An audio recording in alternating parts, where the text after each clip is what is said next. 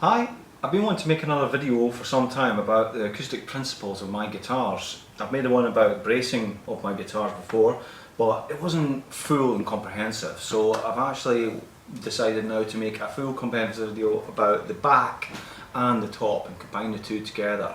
So some of you may have seen a video that I've done already, and forgive me for repeating myself, but I have to do the full thing for people who haven't seen it beforehand, so it ties in nicely.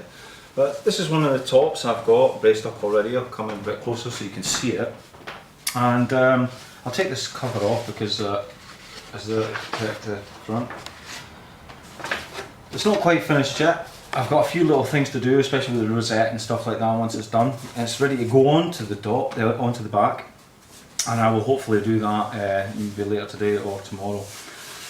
You can see it's pretty different from your conventional guitar bracing if you've seen the Martin style bracing before, but it has some of the similar characteristics. And those similar characteristics are the X brace and the main bar at the top.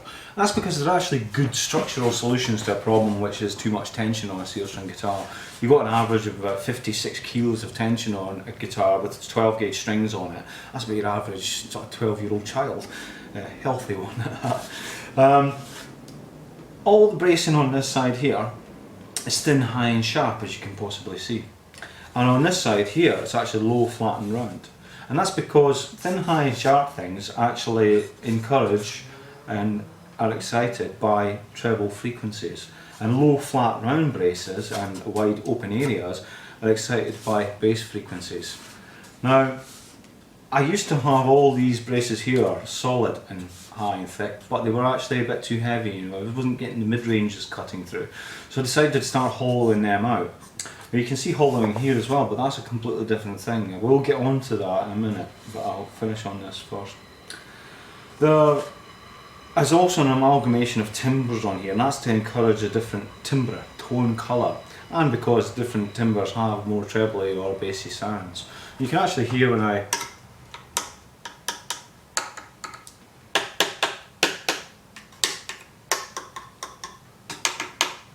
tap on these. You can hear the differences there. Now, they're not only actual separate trebles, but they're actually tuned into different frequencies as well. So I spent an awful lot of time. It's actually about it's not 5 minutes, it was a 5-day job to actually do this. Actually get all these braces how I want them to be. And a lot of it is done through touch and feel and an understanding of that. I'm going to go a bit more into that in a couple of minutes. But basically, on this X brace here, one of the biggest differences I've made away from the Martin style bracing is that because I wanted to have, they're actually tapered as well. You might see this is actually thin at this end and fat at this end, so they're actually tapered. There's a lot of work in this. And I had these high and thin and sharp, but it was too much, too heavy, so I had to come up with an idea how to actually thin that out a bit. And what I realised through studying material science and acoustics and stuff at university, and I also studied engineering, mechatronical engineering, which covered a lot of structural engineering, like calculations and all the rest of it. And what we found through material science, studying musical instrument technology, is that wood has incredible properties, and one of its most incredible properties is its tensile strength. Its actual tensile strength is actually higher for strength to weight ratio than steel. And one of the things I realised was that you may have seen on an old guitar where it's pulling up from here with the neck all the time, and this is being pulled up by the string tension on the body, that this area starts to be compressed and pushed down, collapse in a lot of guitars, especially old 12 strings and stuff like that. You'll probably have seen that there.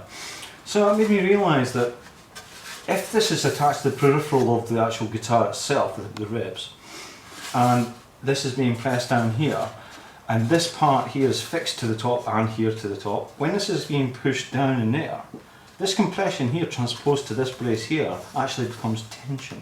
So this bar here is completely under tension all the time throughout the guitar's life, yet it's not actually affecting the tone of the guitar because it's actually not attached to the top, which is actually giving it flexibility and actually still has rigidity there. The other thing I'd come up with is that this one here is a little bit different, although it's a relatively similar principle.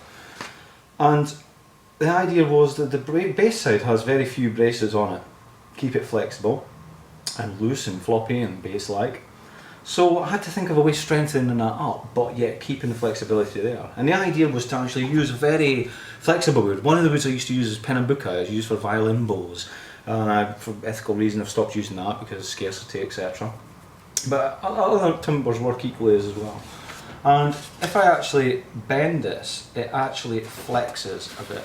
And you can actually see it. So when the top's actually being driven, it can actually flex there, it bounces back and forward. It's actually very flexible there, but it's strong at the same time.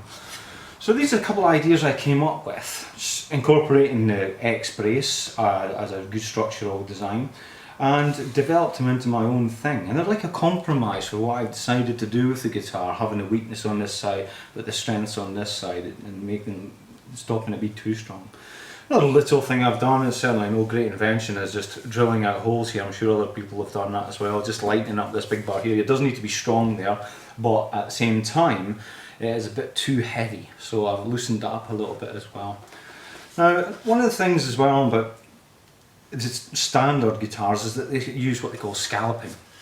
And a lot of people actually tune their guitars to a certain whole fundamental note for the whole plate, and they do the body, the back and the actual top so that they actually play well in a certain key of music. And that's based around the 1-4-5 progression, which is basically from the major scale, which is just the 1-4-5. So that's one 1-4-5 progression in A.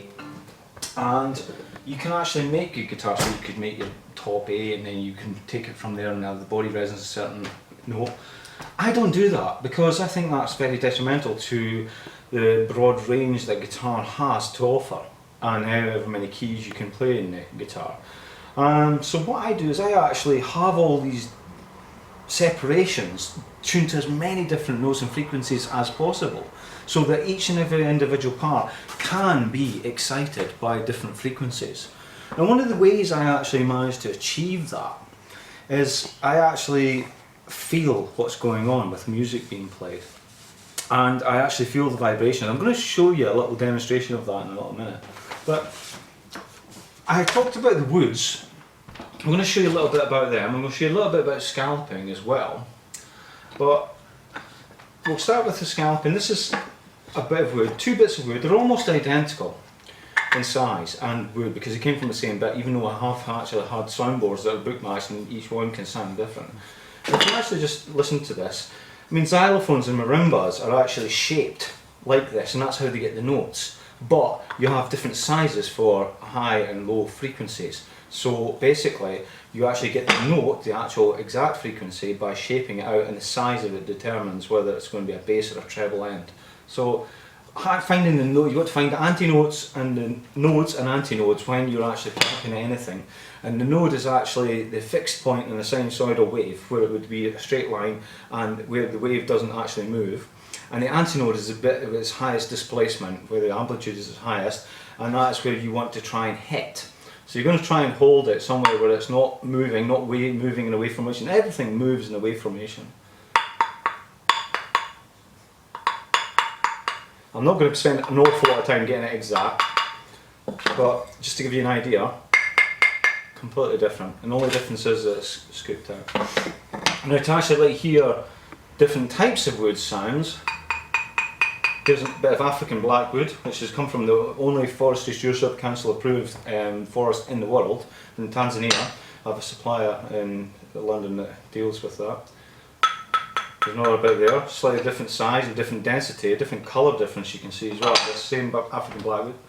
This is East Indian rosewood, a high pitch. You can actually pick all of these materials, East Indian rosewood again, Macassar ebony. It's sort of similar,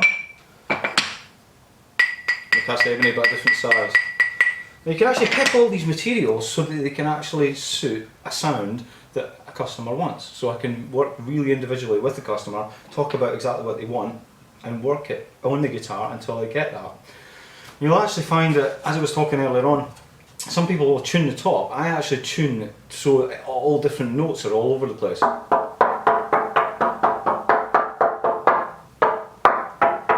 Different frequencies can be excited all over the top. So if you play around with that a lot more, you can get a lot more out of it. But I don't want to spend too much time on that. Now, what I'll do is I'll actually play some music. I listen to it loud. I like listening to music as I work anyway, but I found that I went to a concert, well, it's a masterclass stroke concert, and it was held by a woman called Evelyn Glennie. If you've never ever heard of Evelyn Glennie, I really suggest you look her up. She's a phenomenal musician. She's actually completely deaf, and she's actually a percussionist. She goes around the country with a lorry truck full of instruments. So she's an incredible musician, and she gave this talk about actually not listening to music because she can't, because she's deaf, but actually feeling it and actually feeling the vibrations going on. This gave me a bit of an epiphany, because we were studying musical instrument technology and talking about scalloping and tuning and all the things I've just talked about there, but I realised, well, why don't we actually feel for these things? Surely feeling them and feeling for the responses will be the best thing to do. And I knew there was theories about music played to instruments to actually bring them out, and you actually get devices now, I've been for some time actually, one of the companies is called ToneRight, which I have used myself, and you can actually fix them to the guitar, put vibrations to it, and it'll actually encourage out the sound from the guitar. So I realised that if I actually listen to music and play music, I can actually feel the different vibrations going on and know that the different responses I'm getting are what I want. So I'm just going to actually play a little bit. It is loud, and I usually listen to electronica for its different frequency ranges, and it's going to be, I'm going to hopefully get my control to work here. You might struggle to hear me, but so I'm going to feel for the responses at different key moments when I'm hearing different frequencies to see where they're coming out.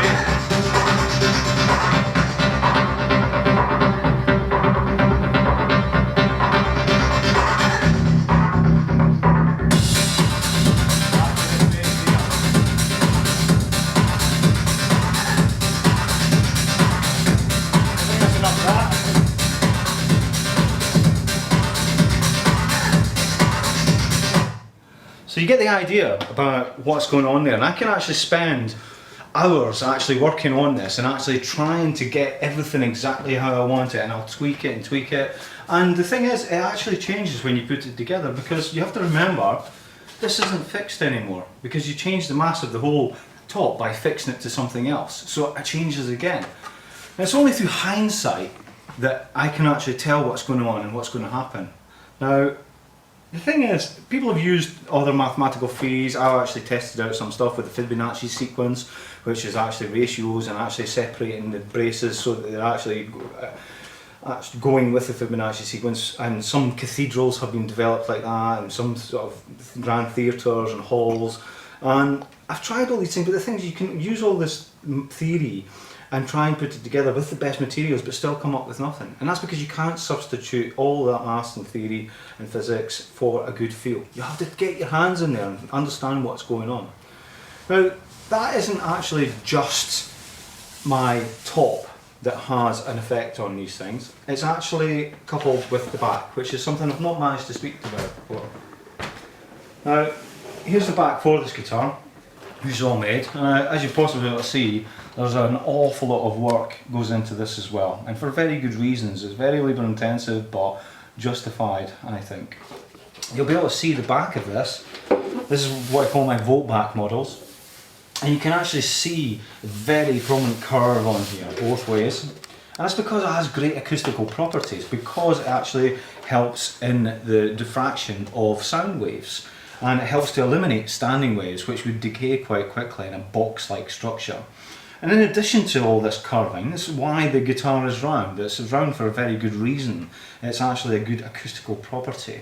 And along with that, I have all these refraction points. All the sound can bounce off in many different directions without actually ending up being out of phase refraction. And I'm not going to go too deeply into that, but sometimes you can cancel each other out and you can actually end up out of phase. But these are actually generally in phase and distributed well and all even. Now, even the cleats on the back here act as diffraction points as well. So you've got all these things going on, coupled with the topography of the bracing as well, which is breaking all this up. And you could go really in depth into this, and Thomas Young's light experiment showed that waves actually change when they break through slits, and sound will break going through these slits in these braces as well. Now, again, you can use all the maths and the theory in the world, but you can't substitute that for a good feel. Another thing that actually is